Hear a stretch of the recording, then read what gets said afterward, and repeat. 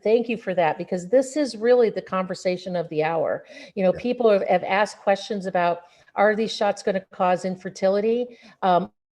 When I dug into that and I looked at it, I think it's a high probability. And here's the mechanism how. When you get any one of all three of the shots, actually four of the shots, if you include AstraZeneca, all four of the approved shots, emergency use only approval, not FDA approved shots, all four of them, the end of the day, they create a spike protein and they create an antibody to that spike protein. That spike protein that goes into your body indefinitely, irreversibly goes into your body, and there's at least 4 to 7 mechanisms on how that spike protein is going to kill people. And what that spike protein does on the real virus is the spike protein on the virus, also the spike protein that's floating around in your blood, can attach to the ACE2 receptors and then get inside of your cells. There are ACE2 receptors on the surface of ovaries, and there's ACE2 receptors on the surface of sperm. So in the Pfizer application, the Pfizer patent itself, it actually says that for men who get the Pfizer shot, they're supposed to engage in only protected sex for up to 6 weeks after they get the shot. Well, what do they already know about that? That spike protein that is created is supposed to be the same spike protein that's on the surface of the virus that binds to the ACE2 receptor on the surface of sperm. Does it go inside of the sperm and cause genetic disruptions that can cause birth defects? Does it go inside the sperm and cause mutagenesis, which just changes the DNA? Is it ride piggyback on the surface of the sperm that when you have sex with your partner, your female partner, it gets delivered into the vaginal area? And what if that ovary now binds up with that sperm that's carrying that spike protein? What kind of a monster is being created? Or does it never develop because it starts to develop from one cell to 2 to 4 to create a zygote that eventually turns into a baby and doesn't even allow that to happen? Is that a kill shot? We don't know.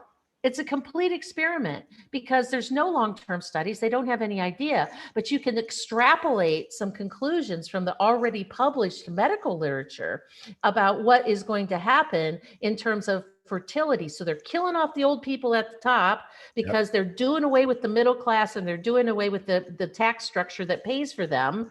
And they're doing away with that. So we got to get rid of those people. We just don't need them anymore. And and once we kill off all this population, then the way to keep the population low is to prohibit fertility, but in both the men and the women. And now the women are having all these abnormal bleeding things, their menstrual cycles. We've got pictures of clots that are sloughing off the inside of the uterus of what they're desquamating, which means stripping off the lining on the inside of the uterus. So you can't do implantation. These women who are saying, there's thousands of these case reports.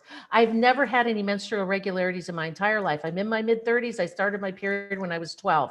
I've always been regular. And now I started bleeding. I bled for 3 months. I can't get it stopped.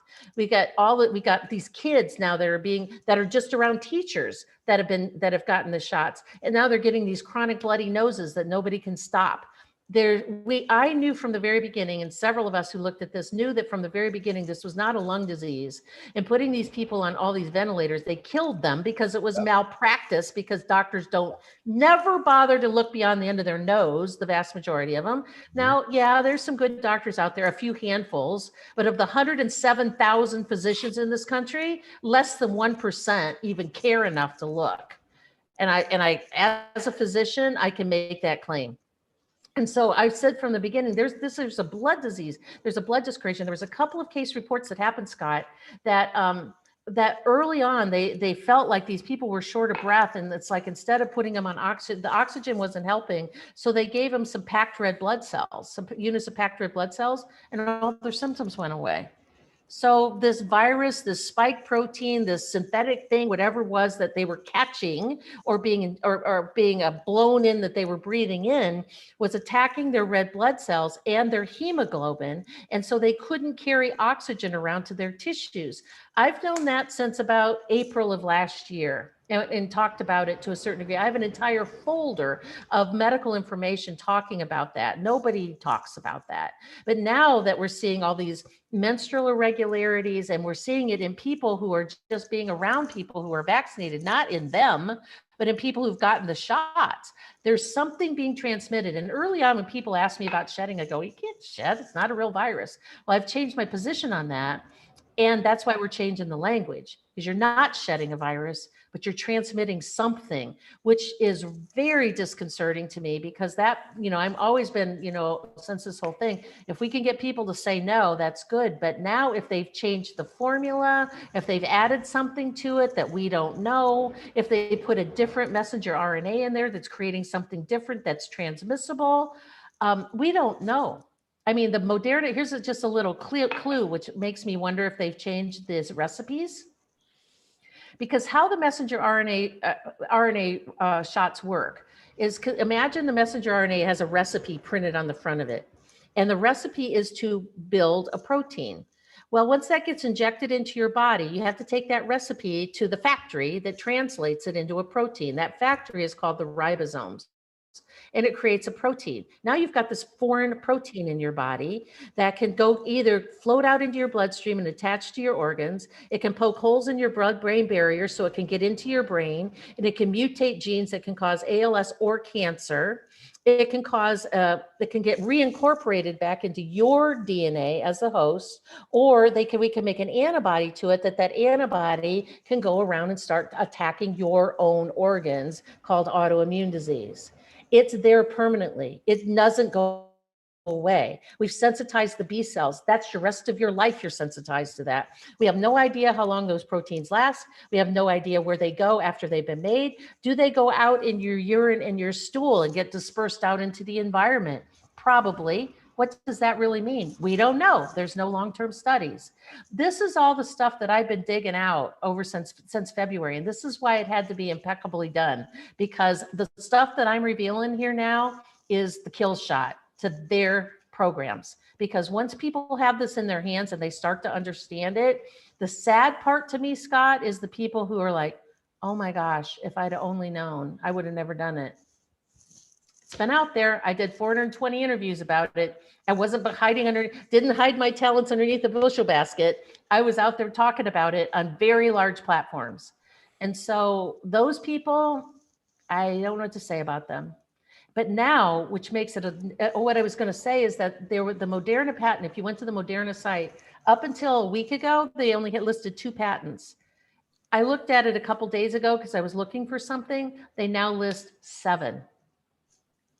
So 7 patents for the Moderna shot.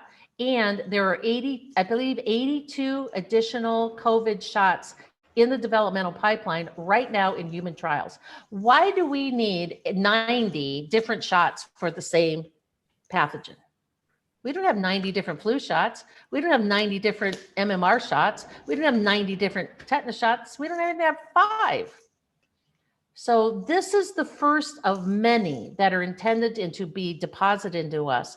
That's why I suspect it's very disconcerting to me that perhaps they've changed the recipe so that now even people who choose to not get the shot directly are going to be vulnerable. So to me, I've said this is where it's really important. I think people should be on both hydroxychloroquine and ivermectin together prophylactically, maybe alternating every other week, because they work against this virus by 2 different mechanisms of action. So they protect you from 2 different directions. The zinc is important, the D is important, the C is important. All of those things, quercetin is important. And I think just keeping ourselves as healthy as we possibly can. I mean, cleaning out our nasal passages and gargling a couple times a day with some colloidal silver is probably a good thing to, kind of keep your passages clean. But these are all the things we're going to talk about on the webinar tonight. But it's really disconcerting to me now, of all the reports we're getting from people saying, I haven't gotten any of these shots. I'm totally against them, but I'm around people who have, and are they transmitting something to me? It's the fight for the saving of humanity, Scott. It really is. This is a shocker. I mean, this is actually scary.